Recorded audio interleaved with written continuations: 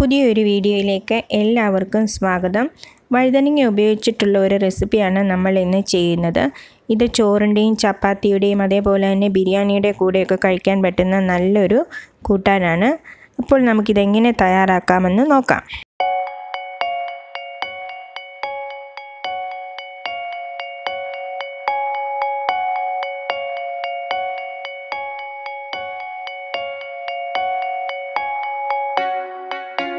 ഒരു പാനിലേക്ക് ഒരല്പം എണ്ണ ഒഴിച്ച് കൊടുത്തിട്ടുണ്ട്. അതിലേക്ക് ഞാൻ ഒരല്പം പെരിഞ്ചീരകം ഇട്ട് കൊടുക്കുകയാണ്. അതേപോലെ തന്നെ സാധാരണ ചെറിയ ജീരകം കൂടെ കുറച്ച് ചേർത്ത് കൊടുക്കുക.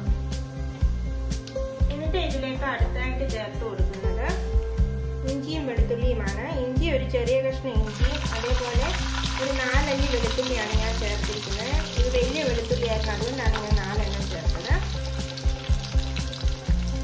ഇനി ഒന്ന് ഇളക്കി കൊടുക്കുക.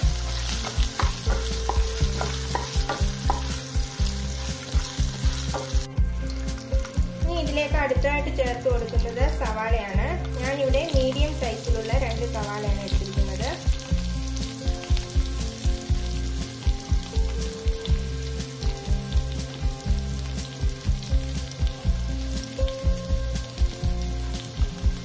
ഇനി ഇതൊന്ന് വഴറ്റിയെടുക്കാം. സവാള വഴന്നു വന്നിട്ടുണ്ട്. ഇനി ഇതിലേക്ക് നമുക്ക് പൊടികൾ ചേർത്ത് കൊടുക്കാം. 1/4 ടീസ്പൂൺ മഞ്ഞൾപ്പൊടി,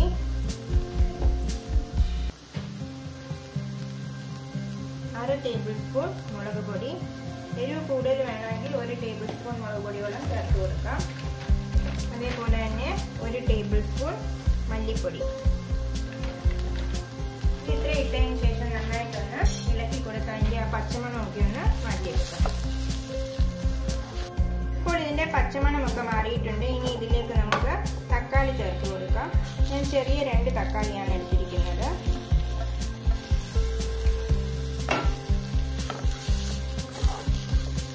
നന്നായിട്ടൊന്നുകൂടെ ഇളക്കിയെടുക്കാം. ഇതിലേക്ക് ചേർത്ത് കൊടുത്ത തക്കാളി നന്നായി വഴന്ന് ഇതിൻ്റെ കൂടെ ചേർന്നിട്ടുണ്ട്. ഇനി ഇത് നമുക്കൊന്ന് ചൂടാറിയ ശേഷം നന്നായിട്ടൊന്ന് പേസ്റ്റ് പോലൊന്ന് അരച്ചെടുക്കണം. നമ്മൾ ഇതിൻ്റെ കൂടെ 2 ടേബിൾ സ്പൂൺ തേങ്ങ കൂടെ ചേർത്തിട്ടാണ് അരച്ചെടുക്കുന്നത്. ആ വഴറ്റി വെച്ചിരുന്ന കൂട്ടെല്ലാം ഇപ്പം തണുത്തിട്ടുണ്ട്. ഞാനതൊരു മിക്സിയുടെ ജാറിലേക്ക് ഇട്ട് കൊടുത്തു. അതിലേക്ക് ഞാൻ ചേർത്ത് കൊടുക്കുന്ന അടുത്തത് 2 ടേബിൾ സ്പൂൺ തേങ്ങയാണ്. ഇനി ഇതെല്ലാം കൂടെ നന്നായിട്ട് പേസ്റ്റ് പോലൊന്ന് അരച്ചെടുക്കാം. ഞാനിപ്പോൾ മറ്റൊരു പാൻ വെച്ച് കൊടുത്തിട്ടുണ്ട്. അതിലേക്ക് 3-4 ടേബിൾ സ്പൂൺ എണ്ണ ഒഴിച്ചു കൊടുക്കുക. ഈ എണ്ണ ചൂടായി വന്നിട്ടുണ്ട്. ഇതിലേക്ക് ഞാൻ ഇട്ട് കൊടുക്കുന്നത് ബ്രിഞ്ചാലാണ്. ഞാൻ ഇതേപോലെ ഈ സൈസ്, ഇത്രയും ചെറിയ സൈസിലുള്ള ബ്രിഞ്ചാലാണ് എടുത്തിരിക്കുന്നത്. അത് ഞാൻ ഇതേപോലെ 4ആയിട്ടൊന്ന് കട്ട് ചെയ്തിട്ടുണ്ട്. അപ്പം നമ്മളിത് ഗ്രേവിയിലേക്ക് ഇടുമ്പോൾ നന്നായിട്ടൊന്ന് ആ ഗ്രേവിയൊക്കെ അതിൻ്റെ ഉള്ളിലേക്ക് ചെല്ലും. ഇതിന് ഓരോന്നായിട്ട് ഈ എണ്ണയിലേക്ക് ഇട്ട് കൊടുക്കാം. ഞാനിവിടെ 4 ബ്രിഞ്ചാലാണ് എടുത്തിരിക്കുന്നത്. ഇതിന് നമ്മൾ എല്ലാ സൈഡും തിരിച്ചിട്ട് കൊടുത്ത് ഒന്ന് വേവിച്ചെടുക്കാം ഈ എണ്ണയിലിട്ട്.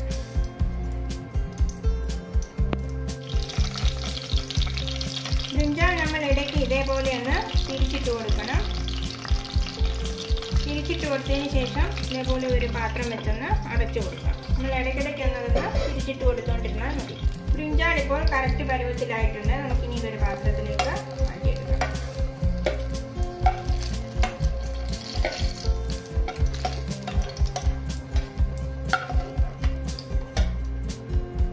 ഈ സെയിം എണ്ണയിലേക്ക് തന്നെ നമുക്കൊരല്പം ഉലുവ ചേർത്ത് കൊടുക്കാം.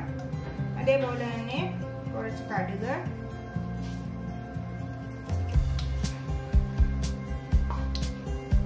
രണ്ട് വറ്റൽമുളക്, അല്പം കറിവേപ്പില.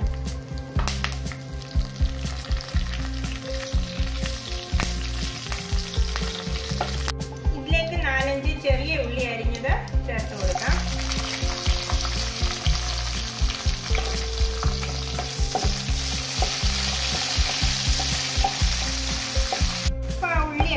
വഴന്നു വന്നിട്ടുണ്ട്. ഇനി ഇതിലേക്ക് നമ്മൾ അരച്ചു വെച്ചിരുന്ന പേസ്റ്റ് ചേർത്ത് കൊടുക്കാം.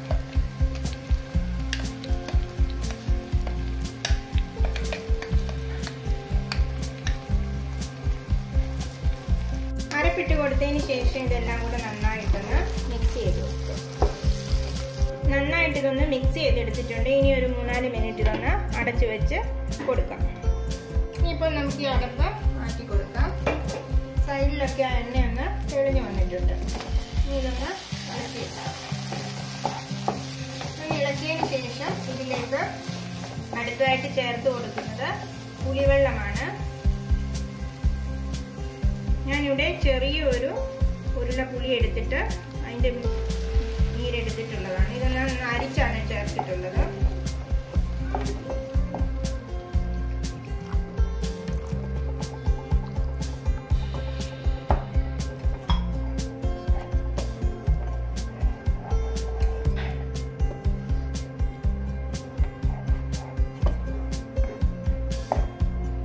ഈ ഗ്രേവി അല്പം തിക്കായിട്ടാണ് ഇരിക്കുന്നത്. അതുകൊണ്ട് ഞാൻ ഇതിലേക്ക് ഒരല്പം വെള്ളം കൂടെ ചേർത്ത് കൊടുക്കുകയാണ്.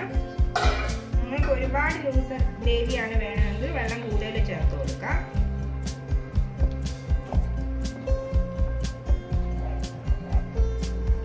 ഈ സമയം ഞാൻ ഇതിലേക്ക് ആവശ്യത്തിനുള്ള ഉപ്പ് കൂടെ ചേർത്ത് കൊടുക്കുക.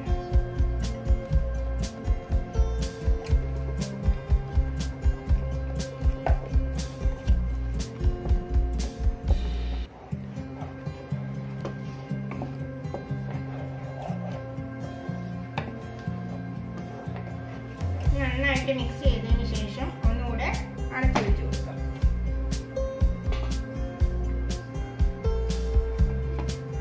ഒരു 3-4 മിനിറ്റ് വെച്ചാൽ പോകും. ഇനി ഇതിന്റെ അടപ്പ് മാറ്റി നമ്മൾ ആദ്യം എണ്ണയിലിട്ട് വെച്ചിരുന്ന ആ ബ്രിഞ്ചാൾ ഇതിലേക്ക് ചേർത്ത് കൊടുക്കാം.